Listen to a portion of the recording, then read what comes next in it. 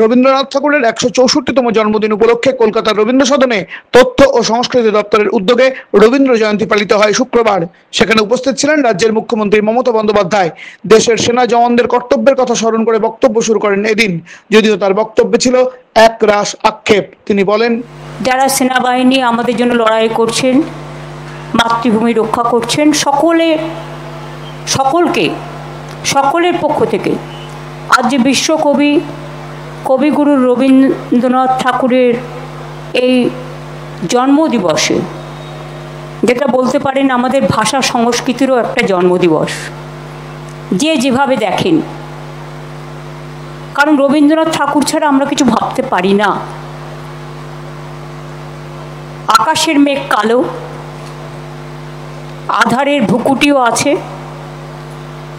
তাই সময় নষ্ট না করে একথা নিশ্চয়ই বলবো, আমাদের সকাল, আমাদের বিকেল, আমাদের সন্ধ্যা, আমাদের নিশীথ রাত, আমাদের দুর্যোগ, আমাদের দুর্ভোগ, আমাদের আনন্দ, আমাদের দুঃখ, আমাদের স্মৃতি, আমাদের স্মরণী, সব কিছুকে কেন্দ্র করি আমরা বিশ্বকবির কাছ থেকে কিছু না কিছু সব সময় শিক্ষা পাই, যা থেকে আমরা নিজেরা আমাদের আইকন হিসেবে আমরা এই সমাজকে যতটুকু কন্ট্রিবিউট করতে পারি, তাদের থেকে এটা আমাদের শেখা।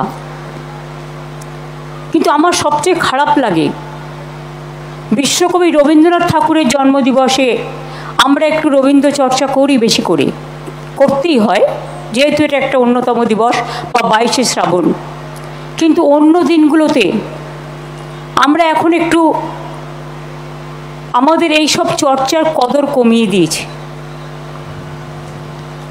এমনকি সিরিয়ালগুলোতেও আমি দেখি প্রত্যেকটা রাজ্যে তার নিজস্ব সংস্কৃতির ভাষা আছে, সব কিছুই হোক, কিন্তু নিজের রাজ্যে নিজের সংস্কৃতি, নিজের ভাষা, নিজের ঐতিহ্য, সবাইকে মিলিয়ে চলা, সবাইকে সম্মান দেয়া, এটাকে যেন একদিন নয়, বছরের প্রতিটা দিন, প্রতি মুহূর্তে যেন এটাকে আমরা আপন করে নিই। আজকে আমার একটি কথাই বলা, বিশ্বকবি রবীন্দ্রনাথ ঠাকুর আমাদের শিখিয়েছেন, নাই নাই ভয়, হবে হবে জয়।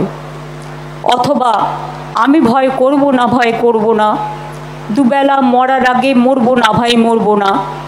অথবা বাঁধ ভেঙে দাও, বাঁধ ভেঙে দাও, ভাঙো।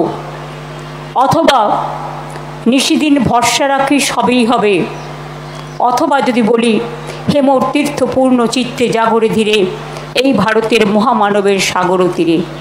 সবাই ভালো থাক, দেশ ভালো থাক, মানুষ ভালো থাক।